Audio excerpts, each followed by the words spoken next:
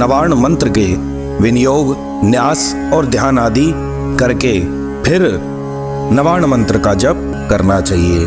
श्री गणपतिर्जयति।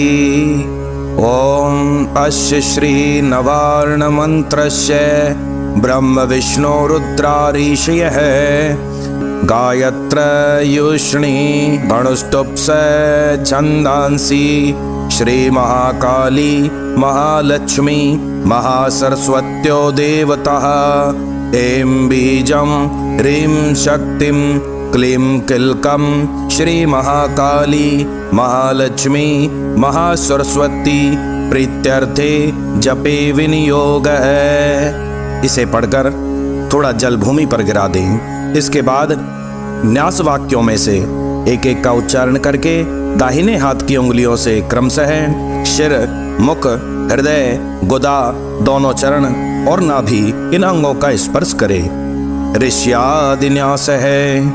ब्रह्मा विष्णु रुद्र ऋषिभ्यो नमः शिरसि गायत्र येष्णो गणुष्टोप छंदोभ्यो नमः मुखे महाकाली महालक्ष्मी महासरस्वती देवताभ्यो नमः हृदि ऐं बीजाय नमः गुह्ये ह्रीं शक्तये नमः पादयो क्लीं किलकाय नमः नाभौ ओम ऐं ह्रीं क्लीं चामुंडायै विच्चे। इस मूल मंत्र से हाथों को शुद्ध करके करन्यास करें। करन्यास में हाथ की विभिन्न उंगलियों, हथेलियों और हाथ के पृष्ठभाग में मंत्रों का न्यास अर्थात स्थापना किया जाता है। इसी प्रकार अंगन्यास में हृदय आदि अंगों में मंत्रों की स्थापना होती है। मंत्रों को चेतन और मूर्तिमान मानकर उन अंगों का नाम लेकर उन मंत्र में देवताओं का ही स्पर्श और वंदन किया जाता है। ऐसा करने से पाठ या जप करने वाला स्वयं मंत्र में होकर मंत्र देवताओं द्वारा सर्वथा सुरक्षित हो जाता है। उसके बाहर भीतर की शुद्धि होती है, दिव्य बल प्राप्त होता है। करन्यास है। ओम ऐं अंगुष्ठाभ्याम नमः ओम ह्रीं तर्जनीभ्याम नमः ओम क्लीं मध्यमाभ्याम नमः ओम चामुंडायै अनामिकाभ्याम नमः ओम बिच्चे कनिष्ठकाभ्याम नमः ओम ऐं ह्रीं क्लीं चामुंडायै विच्चे करतलकर पृष्ठाभ्याम नमः। हृदय न्यास। हृदय न्यास में दाहिने हाथ की पांचों उंगलियों से हृदय आदि अंगों की स्पर्श किया जाता है। ओम ऐं हृदयाय नमः ओम ह्रीं शिरसे स्वाहा ओम क्लीं शिखायै वषट ओम चामुंडायै कवचाय हुं ओम बिच्चे नेत्रत्रयाय वोषट ओम ऐं ह्रीं क्लीं चामुंडायै विच्चे अस्त्राय फट्। ध्यानम्। ओम खड्गं चक्रगदेषु चापपरे गानचूलं वसुण्डीं शिरः शङ्खं सन्दधतिं करे स्त्रीनयनां सर्वाङ्गभूषावृतां नीलासुन्दुतिमाशय पाददशकां सेवे महाकालिकां यामस्तौत स्वैपिते हरौ कमलजो हन्तुं मधुं कैटभम्। अब जिस माला से आप जप करने वाले हैं उस माला का पूजन करें। ऐं ह्रीं अक्षमालिकायै नमः ओम अविघ्नं कुरु माले त्वं ग्रहणमि दक्षिणे करे जप काले च सिद्ध्यर्थं प्रसीद मम सेधये। ओम अक्षमालाधिपतये सुसिद्धिं देहि देहि सर्वमंत्रार्थ साधिनी साध्य साध्य सर्वसिद्धिं परिकल्प्य परिकल्प्य में स्वाहा। इसके बाद अब 108 बार मंत्र का जाप प्रारंभ करें। ओम ऐं ह्रीं क्लीं चामुंडायै विच्चे ओम ऐं ह्रीं क्लीं चामुंडायै विच्चे ओम ऐं ह्रीं क्लीं